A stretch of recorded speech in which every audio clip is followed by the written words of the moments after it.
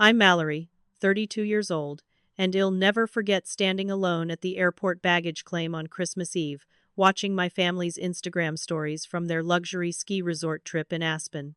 They told me the cabin didn't have enough space this year. This was the fifth consecutive year they'd excluded me from our family Christmas tradition. Fifth, I stood there in the fluorescent airport lighting, my suitcase at my feet, tropical sun still warm on my shoulders, and I smiled. Because, while they were dealing with drama I never saw coming, I had just returned from the best Christmas of my life on a private island. Want to know how choosing myself became the greatest gift I ever received?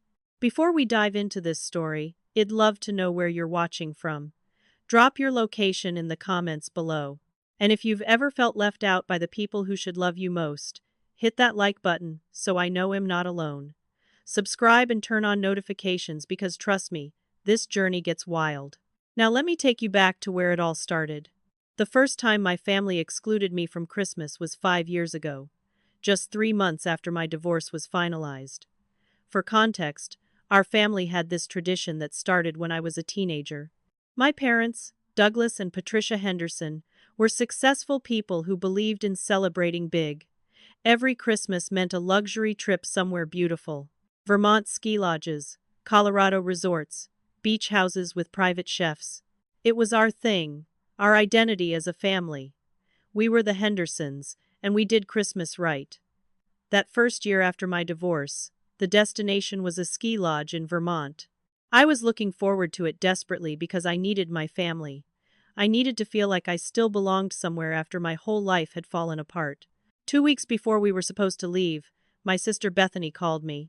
Her voice had that careful, overly gentle tone people use when they're delivering bad news they don't want to own.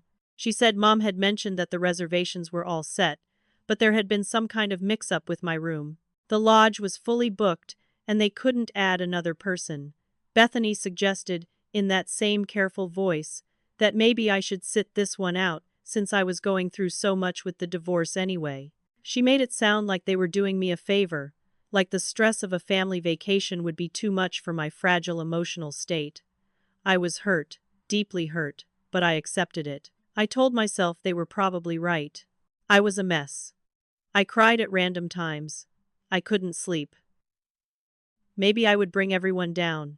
So I spent that Christmas alone in my apartment, eating takeout Chinese food from containers while watching old movies. I told myself it was fine, that I needed the quiet anyway. But then I made the mistake of checking social media. There they were, all of them, gathered around a massive stone fireplace in their matching pajamas. Not just my parents and siblings, but cousins, my Aunt Claudette, even family friends I barely knew. Everyone had made it to Vermont. Everyone except me. The room mix-up suddenly felt less like an accident and more like an excuse. The second year was Colorado, some luxury resort with hot springs and world-class skiing. This time my brother Grant delivered the news. He was more direct than Bethany, less apologetic. He said Mom and Dad thought it would be better if I focused on getting back on my feet financially instead of spending money on an expensive trip. The implication was clear. I couldn't afford to chip in for the premium rental, and they didn't want to cover my share. I was so insulted that I immediately offered to pay my full portion, even though it would strain my budget to the breaking point. I had been working extra shifts at my job specifically to rebuild my savings, but Grant cut me off before I could even finish explaining. He said it was already booked, already finalized, and maybe next year when I was more stable. Maybe next year. Those 3 words became a recurring theme. That Christmas, I volunteered at a homeless shelter, trying to find some sense of purpose in serving others. I ladled soup and handed out blankets and told myself I was doing something meaningful, while my family was being selfish and materialistic. But late that night, when I got home and checked my phone, I saw that my cousin Lydia had posted a photo wearing the expensive cashmere scarf I had sent as a gift to the family gathering. She looked beautiful in it, laughing with her arm around Bethany. No one had texted to thank me. No one had even acknowledged that I wasn't there. It was like I had simply ceased to exist in the family narrative. The third year, they went to Lake Tahoe. My mother Patricia called me about a month before the trip. She had this way of talking that made everything sound reasonable, even when it absolutely wasn't. She told me, in her smooth, controlled voice, that she just didn't think I would enjoy all the skiing and outdoor activities they had planned. She said I had never been very athletic, which was absurd because I used to ski regularly in college. When I reminded her of this, she paused for just a moment and then said that was years ago, and she didn't want me to feel left out when everyone else was on the slopes having fun. She was excluding me to prevent me from feeling excluded. The logic was so twisted that I didn't even know how to argue against it. By the fourth year, they didn't even bother with explanations anymore. The destination was a luxury beach house in the Outer Banks, and I only found out about the trip when my 16-year-old niece Harper accidentally posted a group photo on social media. The caption read, "Whole fam minus Aunt M," with a string of heart emojis. I stared at that photo for a long time. Everyone was there, tanned and happy, standing on a deck overlooking the ocean. I texted Bethany immediately, my hands shaking as I typed, asking what had happened and why no one had told me about the trip. Her response came 3 days later. 3 days. She said they thought I was working and couldn't get the time off. She claimed I had mentioned something about picking up extra shifts, so they assumed I was unavailable. I had mentioned working extra hours, but that was back in September, and it was a passing comment about saving money. It had nothing to do with Christmas availability. But by the time Bethany responded, the trip was already over, and there was no point in arguing. I spent that Christmas alone again, and it was during those quiet, painful hours that I began to see the pattern clearly. Each year brought a different excuse. Not enough room, financial concerns, wrong activities for my interests, work schedule conflicts. But the result was always identical. They went on a beautiful family trip, and I stayed home alone. The excuses were different, but the exclusion was deliberate. This year, the 5th year, started 3 weeks before Christmas with a group text to the family chat. Grant sent it, and his excitement was palpable even through the screen. "This year's Henderson Family Christmas Adventure," he wrote, followed by a dozen exclamation points and snow emojis. The destination was Aspen, a luxury ski resort with a private chef, hot tub, game room, and some kind of premium wine tasting experience. He included photos of the rental property, and I had to admit it looked stunning. Massive windows overlooking snow-covered mountains, a kitchen that belonged in a magazine, bedrooms with fireplaces. I felt a small flutter of hope in my chest as I typed my response. "This sounds amazing. What are the dates? I'll request time off work right away."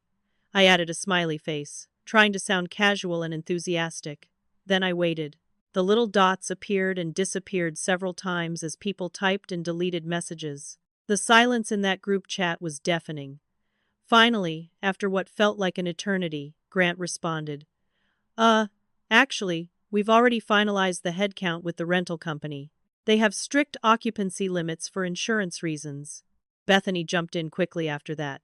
"Yeah, and we booked this back in August. You never responded to our email about it." I immediately opened my email and searched for anything from my family about Christmas or Aspen or any kind of trip planning. There was nothing. Not in my inbox, not in spam, not in trash. I took a screenshot of my empty search results and sent it to the group chat.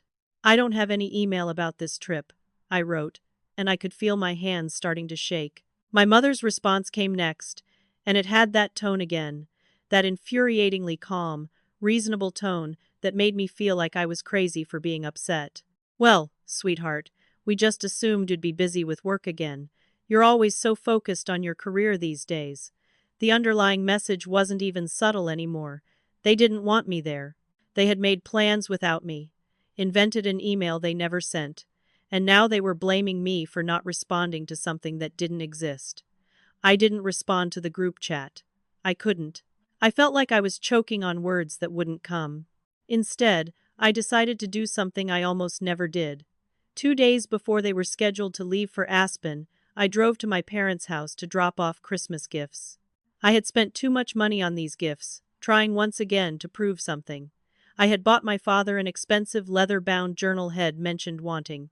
For my mother, a silk scarf from a boutique she loved. Thoughtful things. Expensive things. Things that said I was doing fine, that I wasn't struggling, that I deserved to be included. I arrived at their house earlier than I had told them I would. My mother's car was in the driveway along with Bethany's SUV and Grant's truck. I grabbed the bag of gifts from my passenger seat and walked up to the front door. But before I could knock, I heard voices coming from the kitchen. The window was open slightly, and sound carried clearly through the cold December air. I recognized Bethany's voice first, and something in her tone made me pause. "I still feel bad we didn't invite her again," Bethany was saying. My hand froze on the doorknob. Grant's voice came next, and he sounded annoyed. "Oh, come on. You know how she gets. She'll just bring down the whole mood talking about her divorce and her struggles. It's been 5 years. We don't need that energy on our vacation." I stood completely still on the front porch, barely breathing, the bag of gifts heavy in my hand. My mother's voice joined the conversation, and what she said made my stomach drop. "Your father and I worked very hard to build these family traditions. We deserve to enjoy them without tension or discomfort. This is our time to relax." Bethany spoke again, quieter now.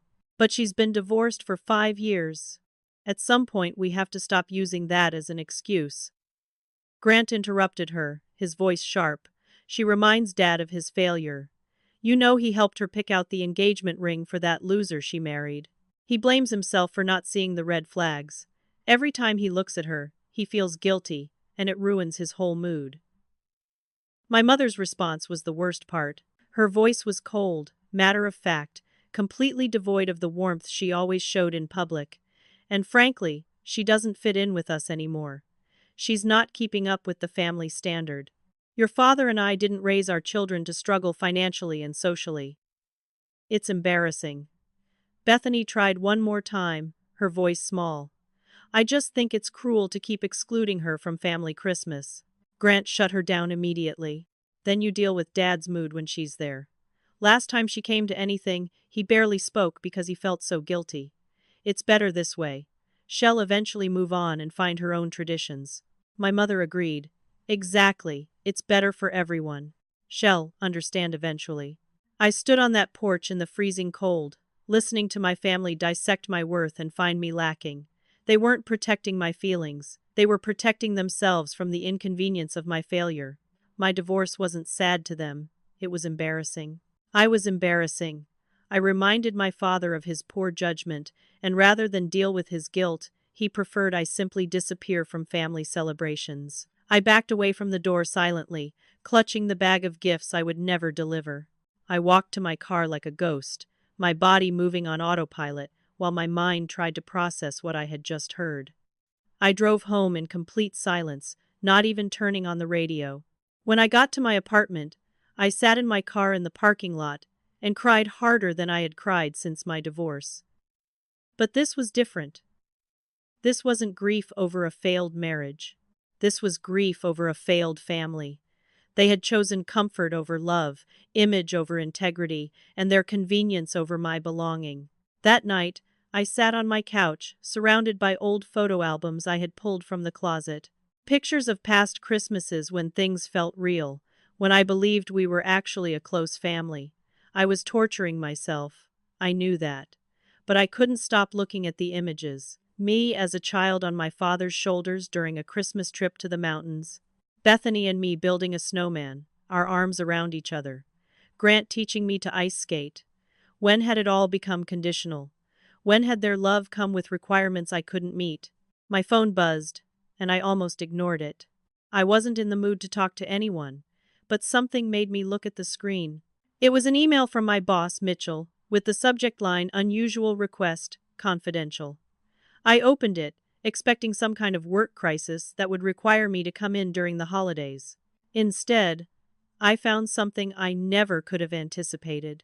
Mitchell explained that one of our major clients, a tech billionaire named Quentin Aldridge, wanted to express his gratitude to our team for the exceptional work we had done on his company's rebranding project. The project had been massive, months of intensive work, and I had been one of the lead coordinators. Quentin was known for his generosity, and he had decided to offer an all-expense-paid luxury Christmas vacation to one deserving employee and a guest of their choice. Mitchell wrote that he was nominating me because I had worked countless overtime hours, covered for sick colleagues without complaint, and never once asked for special treatment despite what he knew had been a difficult few years in my personal life. The details made my head spin. The destination was a private island resort in the Caribbean. 5 days and 4 nights, December 23rd through 27th.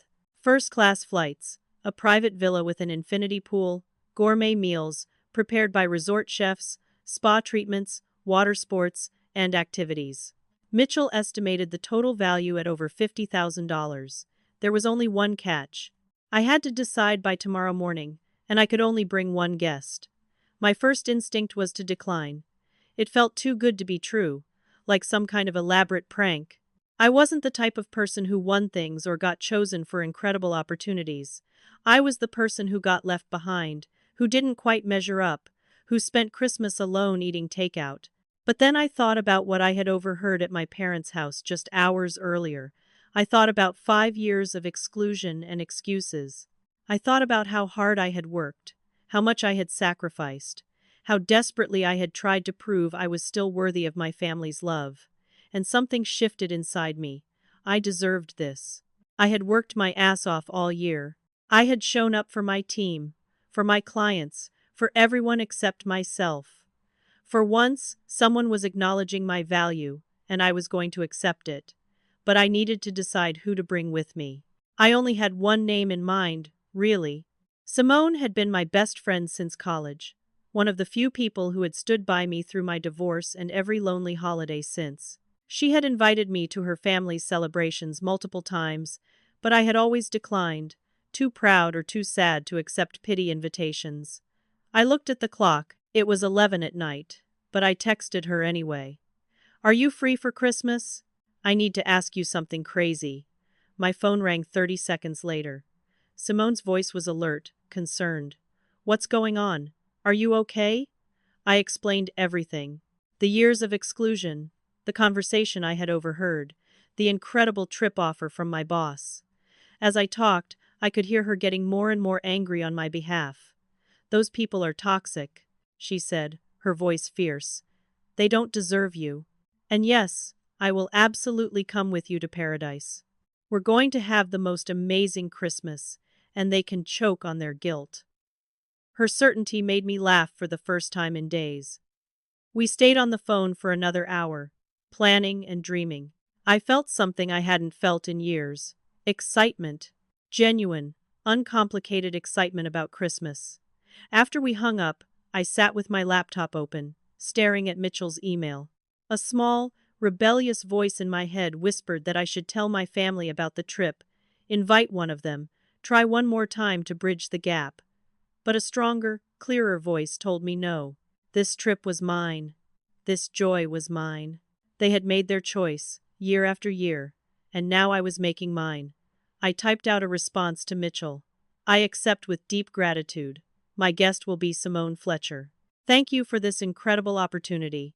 I hit send at midnight, and for the first time in 5 years, I slept soundly on the night before my family left for their Christmas trip. December 22nd arrived with unusual clarity. The family group chat was exploding with activity as everyone prepared for Aspen. Grant posted a photo of his designer ski gear laid out on his bed like he was some kind of professional athlete. Bethany shared a picture of matching family Christmas sweaters she had ordered for everyone, conveniently the exact number needed for the trip, which meant she had known the head count all along. My mother sent a detailed itinerary with color-coded activities, private chef dinners, morning ski lessons, afternoon wine tastings, evening hot tub gatherings. Every hour was planned, every moment designed for maximum luxury and togetherness. I watched it all scroll past on my phone screen, and I felt nothing. No hurt, no anger, no longing to be included. I was simply done. They could have their perfect trip with their perfect matching sweaters and their color-coded schedule. I was going to have something better. I was going to have freedom. Simone and I went shopping that afternoon, and it felt like playing dress-up in the best possible way. I bought my first new swimsuit in years, a deep blue one-piece that made me feel elegant instead of self-conscious. I found sundresses in soft fabrics that moved when I walked, sandals that were actually comfortable, a wide-brimmed hat for the beach. Simone held up outfits and made me try things I never would have chosen for myself. "You're going to look amazing," she kept saying. "They have no idea what they're missing." That night, I packed my suitcase with care, folding each new item like it was precious. I included the paperback novel I had been trying to find time to read for months, my journal, good sunscreen, and a sense of anticipation I had almost forgotten I could feel. Before I went to bed, I did one more thing. I composed a message to the family group chat and scheduled it to send after my flight would take off the next morning. The message was simple: "Hope you all have a wonderful time in Aspen. I won't be available for the next few days as I'll be celebrating Christmas somewhere special. Merry Christmas." I didn't elaborate. I didn't explain where I was going or who I was going with. I didn't ask for their approval or their understanding. I just informed them I would be unavailable, the same way they had informed me for years that there wasn't room for me. Then I turned off my phone, set my alarm, and went to sleep. The morning of December 23rd felt surreal. Simone picked me up at 4 in the morning, both of us giddy and exhausted. We stopped for coffee on the way to the airport, expensive fancy drinks we normally would have felt guilty about buying, but not today. Today we were flying first class to a private island, and guilt had no place in our luggage. When we arrived at the airport and checked in, the agent looked at our tickets and smiled.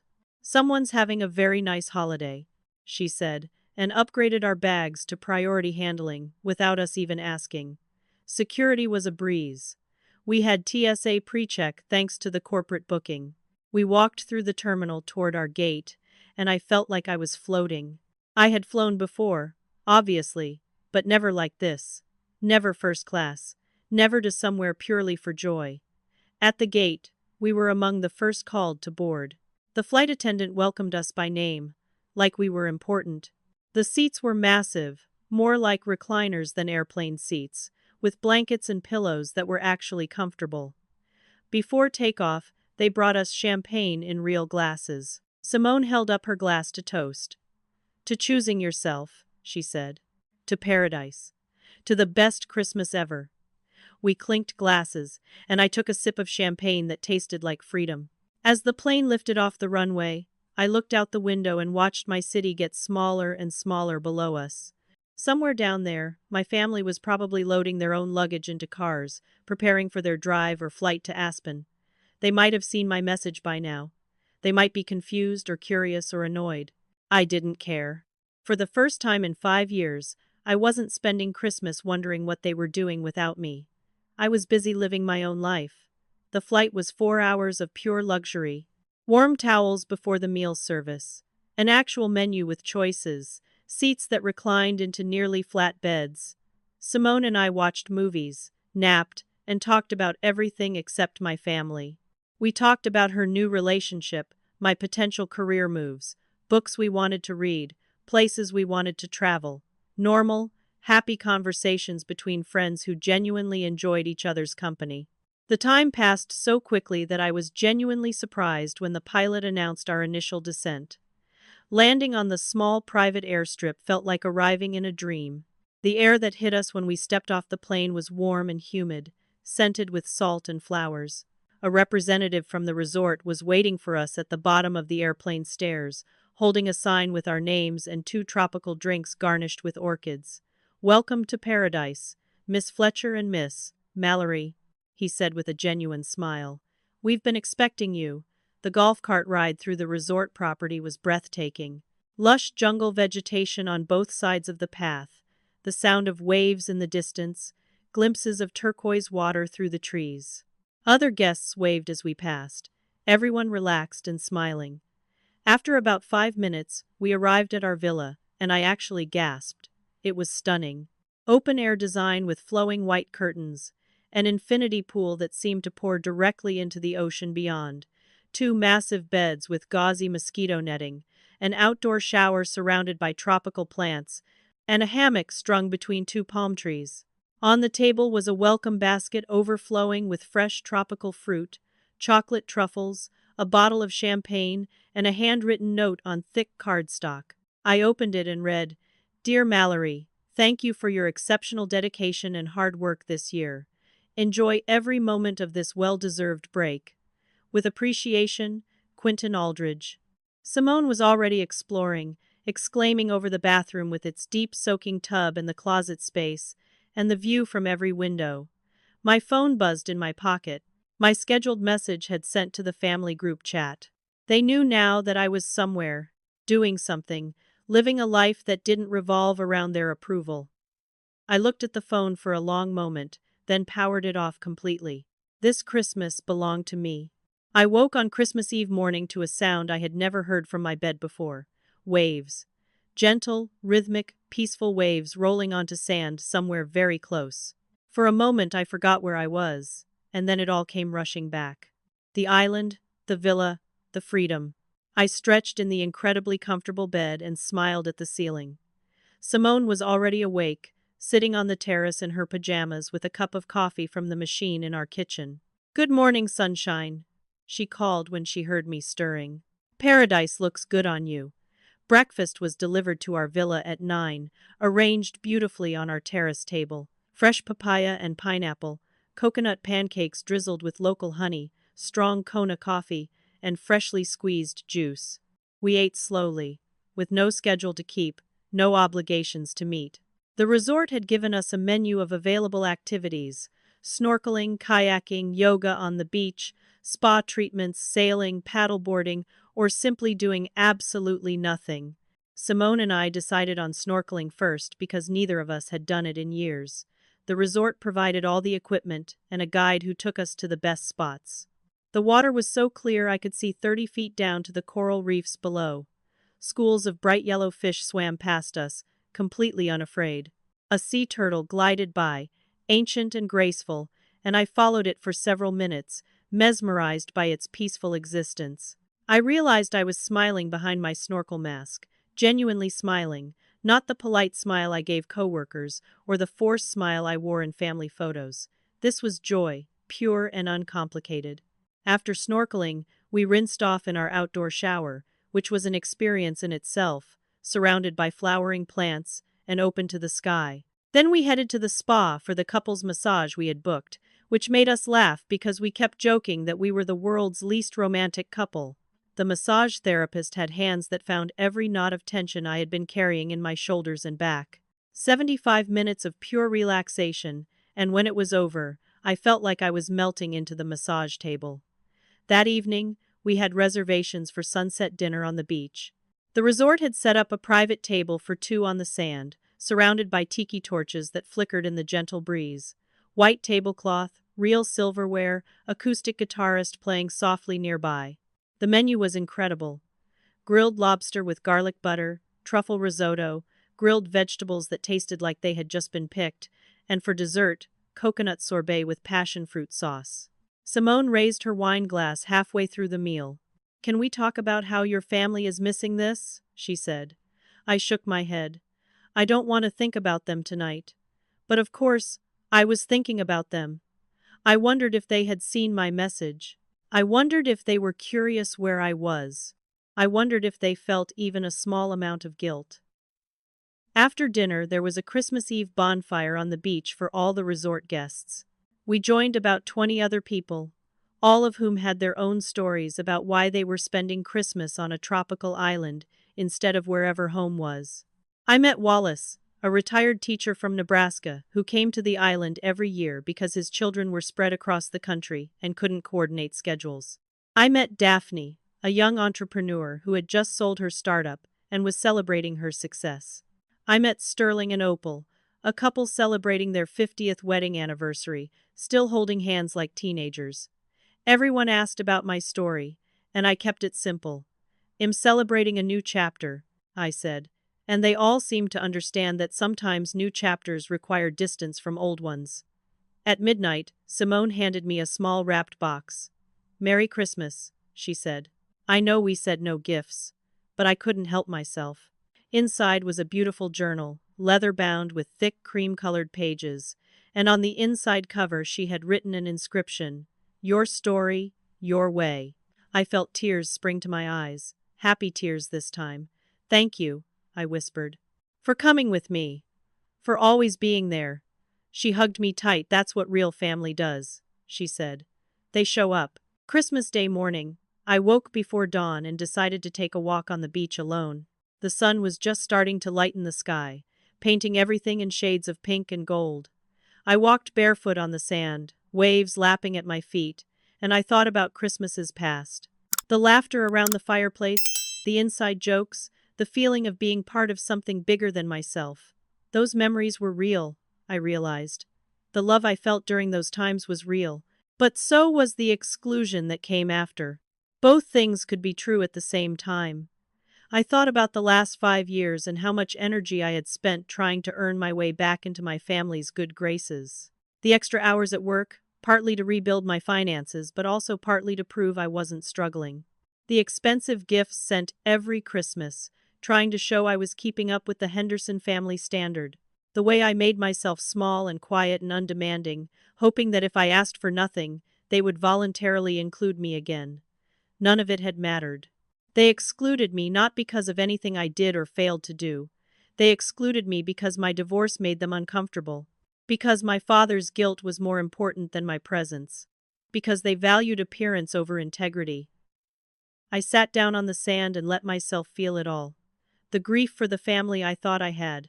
The anger at their cruelty disguised as consideration. The betrayal of realizing the exclusion was deliberate and sustained. But then, sitting there watching the sun rise over the ocean, I also felt something else. Relief. I was done trying to fit into their narrative. I was done making excuses for their behavior. I was done waiting for them to decide I was good enough. I got to decide my own worth, and I was choosing to believe I was worthy of love without conditions. I walked back to the villa as the beach came alive with early morning activity. Simone was awake, sitting on our terrace with coffee. "Merry Christmas," she said with a smile. "Ready for our spa day?" I sat down next to her and looked out at the view. "Merry Christmas," I replied. "And yes, I'm ready for everything." While I was discovering peace in paradise, my family was beginning to unravel in Aspen. I didn't know any of this at the time, of course. I was blissfully disconnected, my phone still powered off in my suitcase. But later, Bethany would tell me everything, and the picture she painted was almost satisfying in its dysfunction. December 23rd evening, they arrived at the luxury ski resort after flights and a rental car drive through mountain roads. The cabin was everything the photos promised. Enormous windows overlooking snow-covered peaks, a chef's kitchen with commercial-grade appliances, a game room with a pool table and vintage arcade games, 6 bedrooms each with their own fireplace. My mother immediately started organizing everyone, assigning rooms, setting expectations for meals and activities. This was her domain, her carefully constructed Christmas fantasy. That's when my mother noticed my message in the group chat. "Did you know Mallory had plans?" she asked Grant, her voice tight. Grant was unpacking ski equipment and barely looked up. "What plans? She never has plans." Bethany read my message aloud. "I won't be available for the next few days as I'll be celebrating Christmas somewhere special." The words hung in the air. My mother's perfectly made-up face creased with confusion. "Where would she go?" she asked, and the question sounded almost offended, like I had broken some unspoken rule by having a life they didn't control. They decided among themselves that I must be exaggerating. Probably I was going to Simona's family gathering, or maybe I had picked up extra shifts at work and was calling that special to save face. They didn't respond to my message. Why would they? I was doing exactly what they wanted, staying away and not causing problems. They went about their evening, unpacking, claiming bedrooms, reviewing the itinerary my mother had created. Everything was going according to plan. December 24th, Christmas Eve. They woke to fresh snow and blue skies, perfect conditions for skiing. They had a catered breakfast, suited up in their matching gear, and headed to the slopes. My father Douglas was quiet, which apparently wasn't unusual. He had been quiet every Christmas for the past 5 years, a fact that had never been discussed openly but everyone noticed. Grant and my mother dominated the conversation as always, talking about investment strategies and their latest home renovation. Bethany tried to keep things light, suggesting they all do a family photo at the summit, but my mother kept checking her phone. Between ski runs, during lunch at the lodge, in the rental car driving back to the cabin, she still hasn't posted anything on social media, my mother said, and Grant actually laughed. Why do you care? Isn't this what we wanted? Her off doing her own thing so we can enjoy ourselves. My mother's expression was hard to read. I just want to make sure she's okay, she said, but it sounded false even to her own ears. That evening, they had the private chef dinner my mother had arranged months in advance. Multiple courses, expensive wine, a dessert tower that looked like something from a wedding. They sat around the enormous dining table trying to recapture the magic of Christmases past, but something felt off. Harper, my 16-year-old niece, who I had always adored, asked the question everyone was avoiding. Why isn't Aunt Mallory here again? She said, her voice young and honest in a way that cut through all the adult pretense. The silence that followed was excruciating. Finally, Grant answered with a tight smile. She had other plans, honey. Harper wasn't satisfied. Shay's had other plans every year since I was like 11. That's weird, right? Like, why doesn't she ever come anymore? Nobody had a good answer. My cousin Lydia, who was 24 and had recently started paying attention to family dynamics, added her own observation. Now that Harper mentions it, yeah, it is weird. Aunt Mallory used to come to everything. My father, Douglas, stood up abruptly, his chair scraping loudly against the floor. Excuse me, he muttered, and left the dining room without explanation. The private chef, a professional who had worked many high-end events, later told his colleagues that this was hands down the most awkward gig he'd ever worked. The tension was thick enough to cut with the very expensive knives he had brought. December 25th, Christmas morning. They went through the motions of gift exchange. My mother had bought everyone designer items, things that cost too much and meant too little. Grant gave everyone stocks in companies he was invested in, which was his idea of a meaningful gift. Bethany tried her best to maintain cheer, but even she was starting to crack under the weight of unspoken guilt. They were going through the performance of a perfect Henderson family Christmas, but the foundation was crumbling.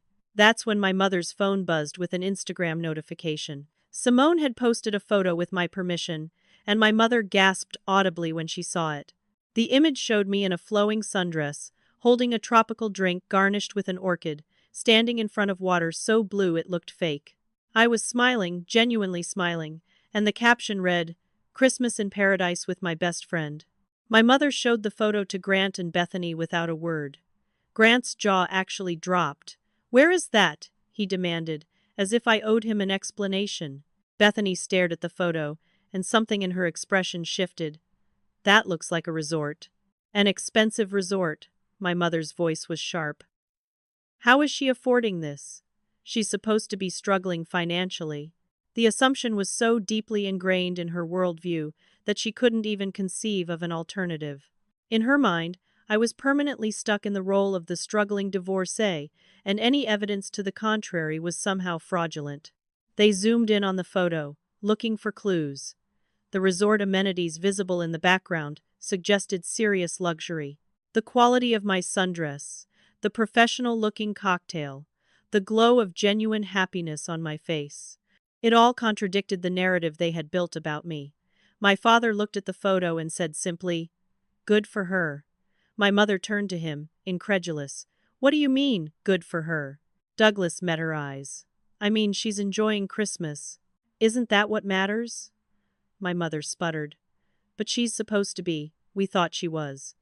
Douglas finished the sentence she couldn't. "You thought she was sitting at home feeling sorry for herself. And you're upset that she's not." Then he walked away, leaving my mother standing there with her phone still displaying my smiling face. The rest of Christmas Day was a disaster. Bethany tried calling me repeatedly, but my phone was still off. Grant sent texts that went undelivered. They realized I was intentionally unreachable, and that realization was somehow worse than if I had simply been busy. I had chosen to cut them off, to celebrate Christmas without any connection to them at all. My mother kept saying it was ridiculous, that I should have told them my plans, that I owed them communication because they were my family. Bethany, finding courage she didn't know she had, said quietly, "We didn't tell her our plans for 5 years." Grant shot back immediately. "That's different. Bethany looked at him directly. How? No one had an answer. The question hung in the luxury cabin like smoke, impossible to ignore. They went skiing again, trying to salvage the trip, but everything felt forced. My father and mother were barely speaking. Grant was defensive and irritable. Bethany was withdrawn. Harper kept asking questions nobody wanted to answer. The private chef served beautiful meals that everyone ate in near silence. On December 26th, they made the decision to cut the trip short by a day. They would leave on the 27th instead of the 28th, citing some excuse about weather or work obligations. The truth was simpler. They couldn't stand to be around each other anymore. Not when the foundation of their perfect family narrative had been revealed as fiction. The morning of December 26th in Aspen began with an argument that had been building for 5 years. My father Douglas woke early, made coffee, and sat alone on the deck overlooking the mountains. My mother Patricia found him there, wrapped in a cashmere robe, her face carefully composed. "We need to talk about this situation with Mallory," she said, her voice controlled. Douglas didn't look at her.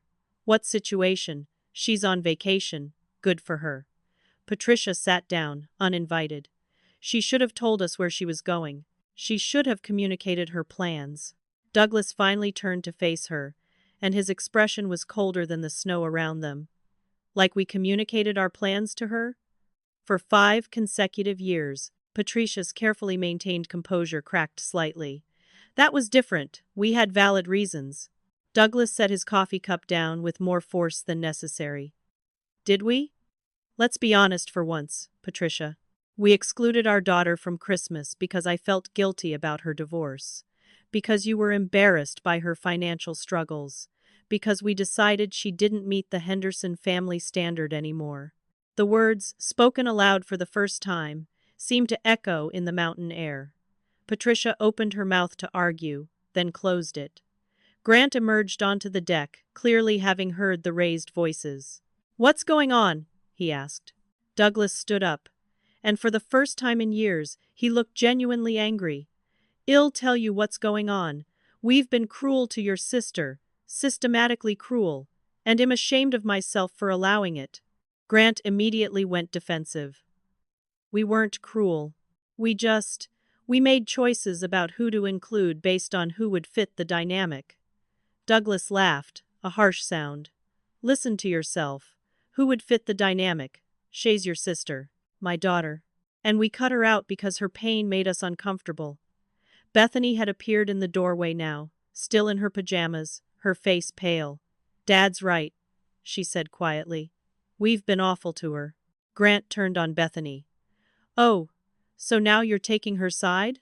You were fine with it every other year." Bethany's voice got stronger. "I wasn't fine with it. I felt guilty every single time. But I was a coward. I went along with it because it was easier than standing up to Mom and Dad." She looked at our parents. "I was wrong. We were all wrong." Patricia tried to regain control of the conversation.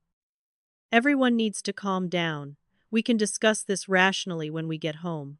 "Well, invite Mallory to dinner and clear the air." Douglas shook his head. "You don't get it, do you? She doesn't owe us a conversation. She doesn't owe us anything. We owe her 5 years of apologies, and I'm not sure that's even enough." The argument continued for another hour, voices rising and falling, accusations and defenses tangling together. Harper, my niece, started crying because she hated conflict and didn't understand why her family was falling apart. Cousin Lydia took her for a walk to escape the tension. The private chef arrived to prepare breakfast and found a family in complete disarray. He cooked his planned gourmet meal, served it to people who barely tasted it, and quietly packed his equipment 2 hours early. He had been promised a substantial tip for working on Christmas, but the atmosphere was so toxic he was willing to forfeit it just to leave. My mother eventually retreated to her bedroom with a migraine. My father went for a long walk in the snow alone. Grant and Bethany sat in different rooms, not speaking. By afternoon the decision was made. They would pack up and leave that evening instead of staying through the 27th. The rental company would be annoyed about the early checkout, but my mother was past caring. She needed to get out of this cabin where everything had fallen apart. They loaded cars in silence, checked rooms for forgotten items, and drove away from what was supposed to have been a perfect Henderson family Christmas. Meanwhile, I was having the time of my life. December 26th in Paradise meant a sailing trip around the island. Simone and I, along with 4 other resort guests, spent the morning on a beautiful catamaran with a captain who told stories about the island's history. We saw dolphins playing in the wake of the boat, their bodies sleek and joyful. We anchored in a secluded cove for lunch, swimming in water so clear and warm it felt like bath water. I floated on my back, looking up at the cloudless sky, and thought about how strange it was that joy and pain could exist simultaneously in different places for different people. That evening, the resort offered sunset yoga on the beach. I wasn't particularly flexible or experienced with yoga, but the instructor was patient and the setting was magical. Gentle poses, breathing exercises, the sound of waves providing natural rhythm. At the end of the session, during the final relaxation pose, I felt something release in my chest, some tightness I had been carrying for so long I had forgotten it was there. Over dinner that night, Simone asked the question I had been avoiding. What are you going to do when we get back? When you have to face them. I took a long sip of my wine, considering. I'm going to set boundaries, I said finally. Real ones.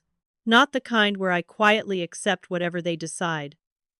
The kind where I clearly state what I need and what I won't tolerate anymore. Simone nodded. And if they can't respect those boundaries, I met her eyes. Then I'll build my own family. With people who actually want me around. People like you. December 27th was our last full day in Paradise. We spent the morning at the spa getting facials and body treatments that made our skin glow. We had lunch by the pool, reading our books and occasionally commenting on something funny or interesting. We took a final walk on the beach at sunset, collecting shells and taking photos. That evening, I made a decision. I took one photo of myself alone on the beach, the golden light making everything look dreamlike. I wrote a caption, "Sometimes the best gift you can give yourself is choosing you. Merry Christmas to me." I posted it as we headed back to our villa to pack. Within an hour, the photo had hundreds of likes from coworkers, old friends, even some distant relatives I barely knew. The comments flooded in, all variations of the same message. You look so happy. Good for you. Where is this beautiful place? My family saw it, of course. My mother tried calling, then Grant, then even my father. I looked at their names flashing on my screen and sent every call to voicemail.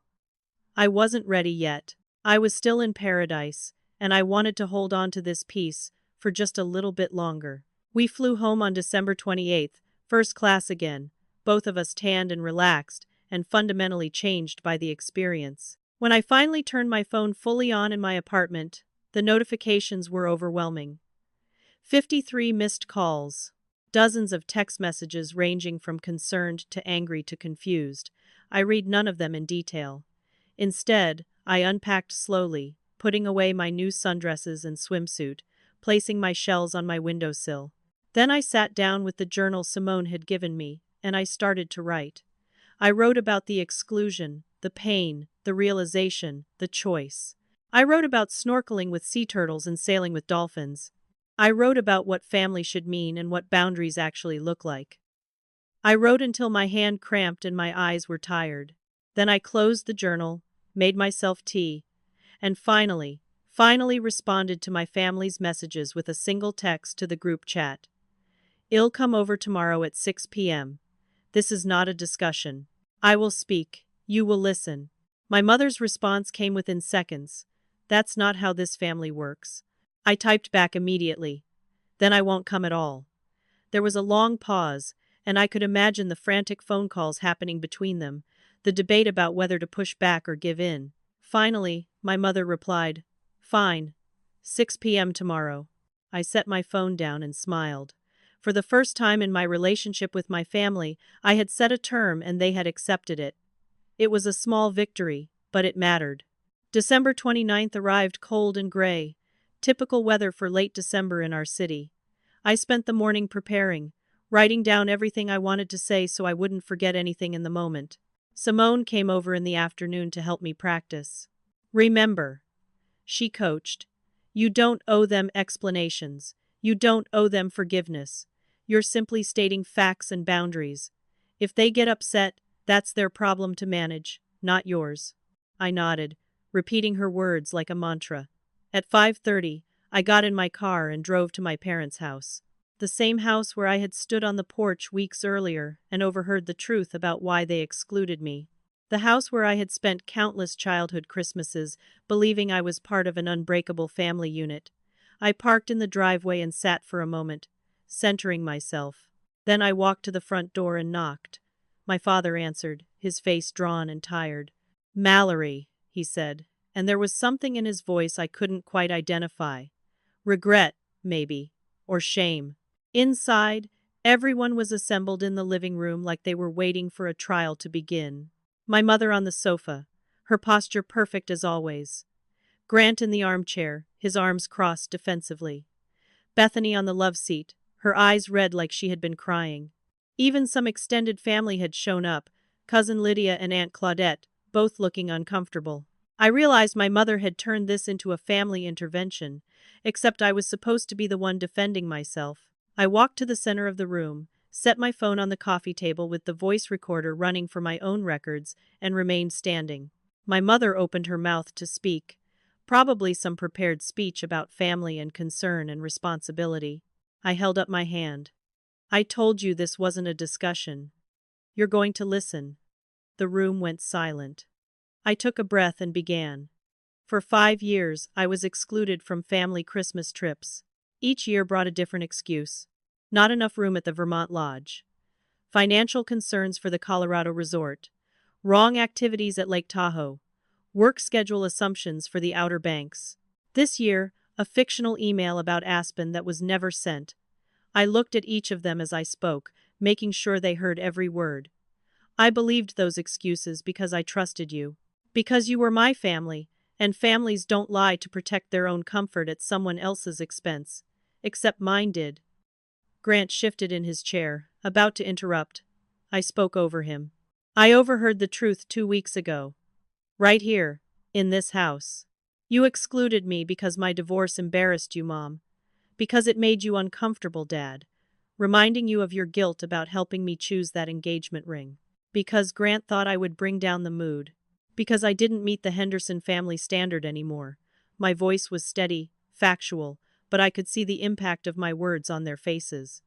My mother's carefully maintained composure cracked. "We were trying to protect." I cut her off immediately. "I'm not finished." She closed her mouth, looking shocked that I had contradicted her so directly. I continued. "You made me feel like my struggle was a character flaw instead of a life challenge that required support. You chose your comfort over my belonging. You decided that Dad's guilt was more important than my presence. You let me spend 5 Christmases alone while you posted photos of your perfect family gatherings, and you never once acknowledged what you were doing to me." Bethany was openly crying now, but I kept going. "I spent 5 years trying to earn my way back into this family, working overtime partly to prove I wasn't struggling, sending expensive gifts to show I was keeping up with your standards, making myself small and quiet and undemanding, hoping that if I asked for nothing, you would voluntarily include me again." I paused, letting the weight of those wasted years settle over the room. None of it mattered. Because the problem was never me. It was you. My father finally spoke, his voice rough. "You're absolutely right. I'm sorry, Mallory. I'm deeply, profoundly sorry." I looked at him. This man who had taught me to ride a bike and helped me with homework and walked me down the aisle at my wedding. "I appreciate your apology, Dad. I really do. But an apology doesn't erase 5 years of exclusion. It doesn't give me back the Christmases I spent alone. It doesn't undo the damage of feeling unwanted by my own family." Grant leaned forward, his tone defensive and aggressive. "So what? You're just going to cut us off? Punish us forever? That's pretty hypocritical considering you're mad at us for excluding you." I met his eyes, and I didn't flinch. "I'm going to set boundaries, Grant. Real boundaries. If you want me in your life, I need to see real change. Not just words, actions. Consistent actions over time that prove you actually value having me around." My mother found her voice again, that controlled tone she used when trying to regain authority. What exactly does that mean? What do you want from us? I had anticipated this question. It means next Christmas, I make my own plans. I don't wait for an invitation that may or may not come. I don't spend energy wondering if this will be the year you include me. I choose where I go and who I spend the holidays with. And if you want to include me in your plans, you ask, sincerely, months in advance. And you accept my answer either way, whether that answer is yes or no. Bethany spoke through her tears. I'm so sorry, Mallory. I should have said something years ago. I should have stood up for you. I was a coward, and I hate myself for it. I looked at my sister, this person I had shared a room with growing up, who knew all my secrets and fears. Yes, you should have, I said simply. But at least you can admit it now. That's more than some people here can manage. I glanced meaningfully at Grant and my mother. My mother bristled. I don't appreciate being villainized in my own home. We made decisions we thought were best for the family as a whole. If your feelings were hurt, that wasn't our intention. I almost laughed at the non-apology. My feelings weren't just hurt, Mom. I was systematically excluded from family traditions for 5 years. That wasn't an accident or a miscommunication. That was a choice. Multiple choices, in fact, year after year after year. Aunt Claudette, who had been silent until now, spoke up. Patricia, I think you need to hear what Mallory is saying. Really hear it. Because from where I'm sitting, she has every right to be angry. My mother turned to her sister with a look of betrayal, but Claudette continued. I've watched this happen. I've felt uncomfortable about it. I should have said something too, but I didn't. Mallory, I'm sorry for my silence. The apologies were coming now, some more sincere than others. But I remained standing, unmoved. I had more to say. Here is what happens next. I'm going to leave here tonight and go home to my apartment, where I've spent the last 5 Christmases alone. I'm going to continue building a life that doesn't revolve around your approval or your inclusion. Some of you may be part of that life if you show me through your actions that you want to be.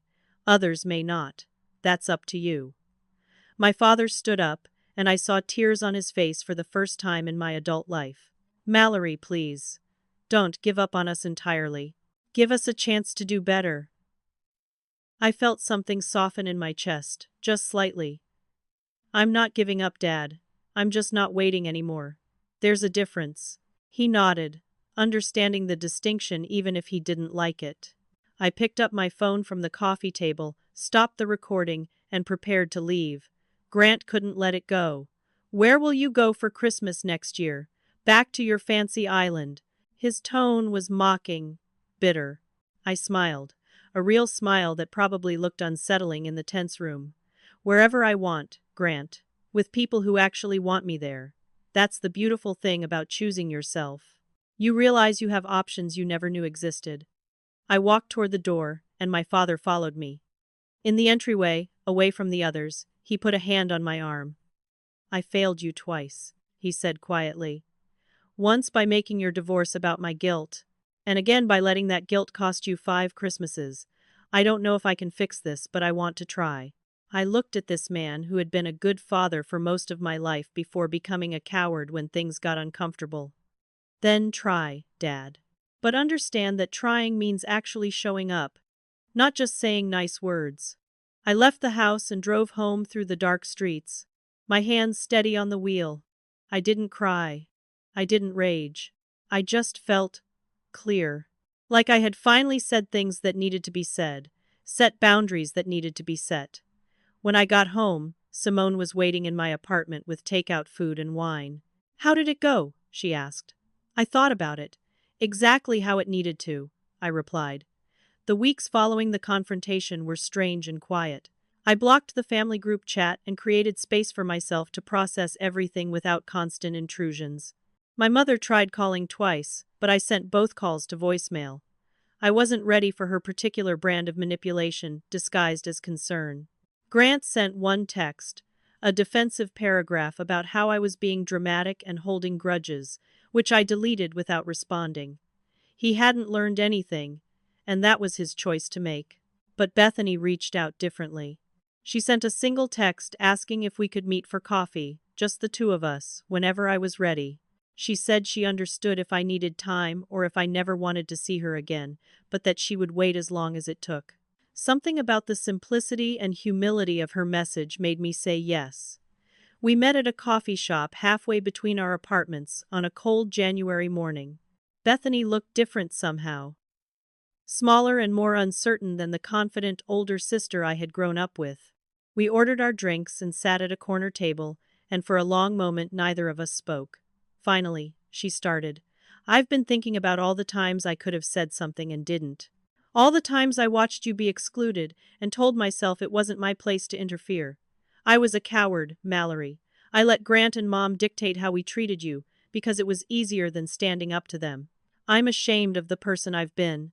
I listened without interrupting, stirring my coffee slowly.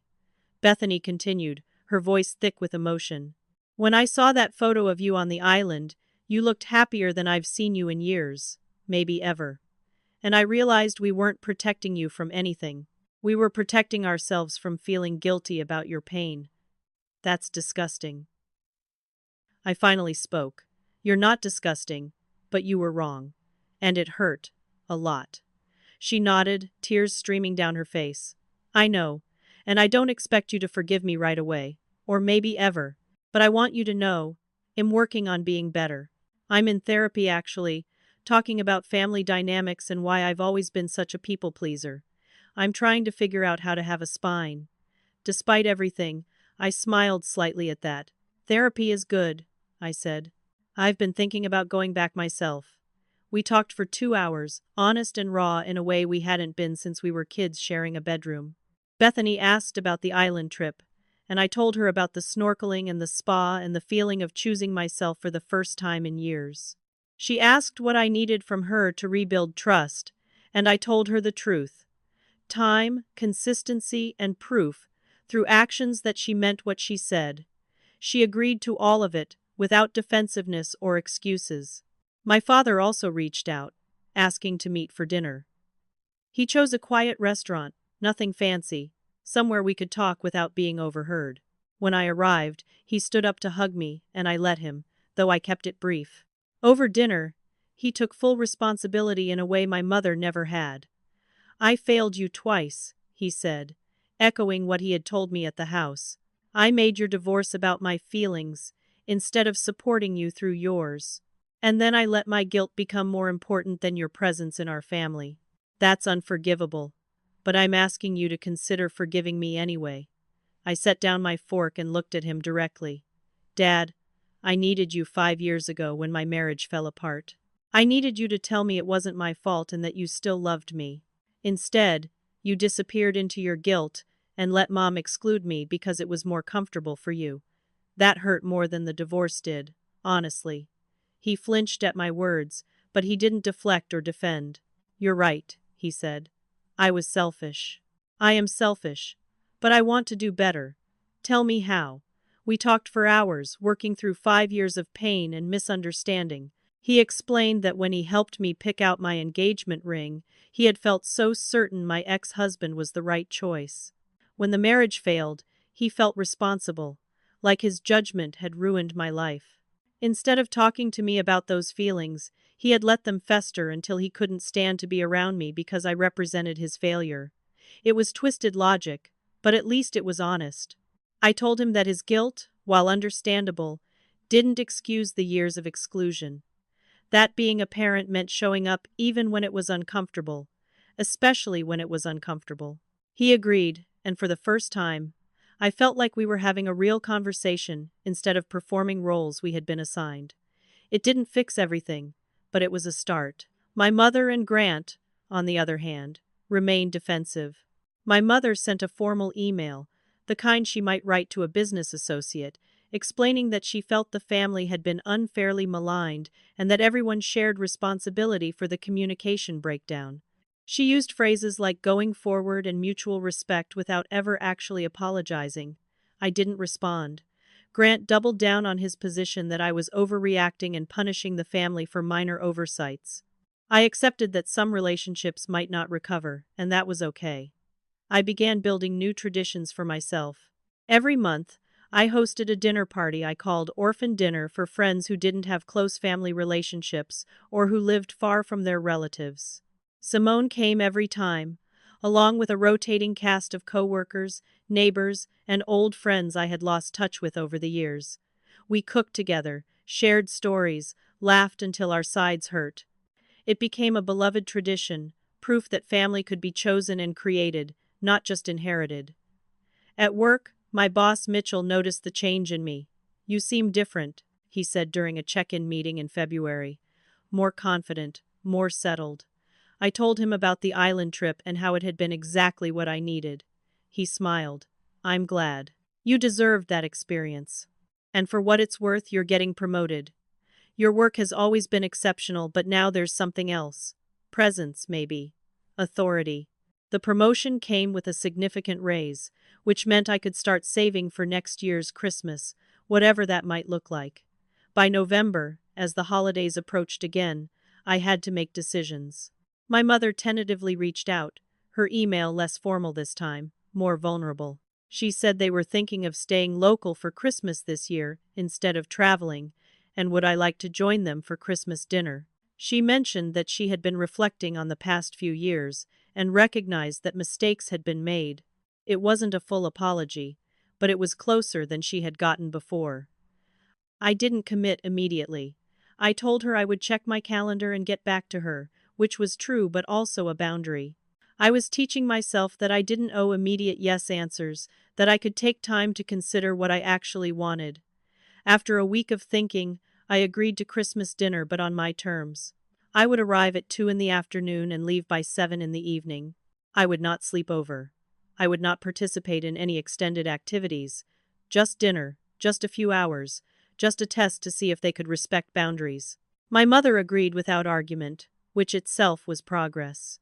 Bethany called to say she was glad I was coming and that she had been working hard in therapy on setting her own boundaries with Mom. My father sounded relieved and promised it would be low-key and drama-free. Grant didn't reach out at all, and I didn't expect him to. Some wounds take longer to heal, and some people never learn. As Christmas Eve approached 1 year after my island trip, I found myself in a very different place emotionally. I was spending the evening with Simone and our friend group, the people I had chosen as family. We gathered at my apartment with good food, better wine, and the easy comfort of people who genuinely enjoyed each other's company. We played games, told stories, and at midnight Simone raised her glass for a toast. "To Mallory," she said, "who taught us all that choosing yourself isn't selfish, it's necessary. Who showed us that family is about showing up, not about biology. And who proved that the best gift you can give yourself is your own happiness." Everyone clinked glasses, and I felt that warmth in my chest again, that sense of belonging I had been searching for in all the wrong places. Later that night, after everyone had left, and I was cleaning up, I sat on my couch with the journal Simone had given me last year. I flipped through the pages, reading entries about pain and realization and growth. Then I started a new entry for this Christmas. I wrote about the journey from exclusion to empowerment, from seeking approval to setting boundaries, from waiting for permission to claiming my own joy. Christmas Day, I drove to my parents' house for dinner. I arrived exactly at 2 as promised, carrying a small hostess gift, nothing extravagant. My father greeted me at the door with genuine warmth. Inside, the gathering was smaller than their usual productions. Just immediate family, no extended relatives or friends to perform for. Bethany hugged me tight and whispered, "Thank you for coming." We talked about safe topics, work, weather, a movie someone had seen. Grant was polite but distant, and I matched his energy. My mother asked about my job and actually listened to the answer. My father told a story about something funny that had happened at his office, and we all laughed. It wasn't magical or transformative, but it was civil. It was a beginning. At 6:30, I announced I was leaving. My mother looked disappointed but didn't argue. My father walked me to my car. "Thank you for giving us this chance," he said. "I know we don't deserve it." I looked at him in the porch light, this imperfect man who had hurt me but was trying to do better. "You're right," I said. "You don't deserve it. I'm not doing this for you. I'm doing it because I want to see if change is possible. But Dad, if you backslide, if this turns out to be performance instead of genuine growth, I won't give you another chance." He nodded, understanding the seriousness of my words. I drove home through quiet streets, Christmas lights twinkling in windows, and I felt peaceful. Not because my family had suddenly become perfect, or because all wounds had healed, but because I had chosen my path, set my boundaries, and stuck to them. I had learned the most important lesson of the past year. The relationship with yourself is the foundation for every other relationship in your life. That night, sitting in my apartment with a cup of tea, I thought about both Christmases, the one where I chose paradise and the one where I chose conditional engagement. Both were valid choices. Both were acts of self-love in different ways. I had learned that family isn't about obligation or image or maintaining traditions that no longer serve everyone involved. It's about showing up authentically, creating space for people's whole selves, including the difficult parts, and having the courage to set boundaries when love becomes toxic. Some relationships in my life were healing slowly. Bethany and I had coffee every few weeks now, rebuilding trust one conversation at a time. My father called regularly, actually asking about my life instead of just updating me on his. Other relationships might never fully recover, and I had made peace with that. Grant and I might always be distant. My mother might never give me the full apology I deserved. That was okay. Their limitations weren't my responsibility to fix. What mattered was that I had reclaimed my own life. I had stopped waiting for permission to be happy. I had built a chosen family of friends who showed up consistently and authentically. I had learned to set boundaries without guilt and to choose myself without apology. The best gift I ever gave myself was recognizing my own worth and refusing to settle for less than I deserved. This year, next year, and every year after, I would make Christmas about joy, not obligation. About authentic connection, not performative perfection. About people who actually wanted me present, not people who tolerated my presence when convenient. I would choose myself again and again, as many times as necessary, because I had finally learned what I should have known all along. I was always worth choosing. So, what about you? Have you ever had to set boundaries with family during the holidays? How did you handle being excluded or made to feel like you weren't enough? Drop your story in the comments because I'd love to hear how you chose yourself. If this story resonated with you, hit that like button and subscribe to this channel for more real-life stories about finding strength in difficult situations. And please share this video with anyone who needs to hear that choosing yourself isn't selfish, it's survival. Thank you so much for listening to my story, and I hope your holidays, whenever and however you celebrate them, are filled with people who truly want you there. You deserve nothing less than genuine love and belonging. Happy holidays, and remember, the best gift you can give yourself is permission to be happy on your own terms.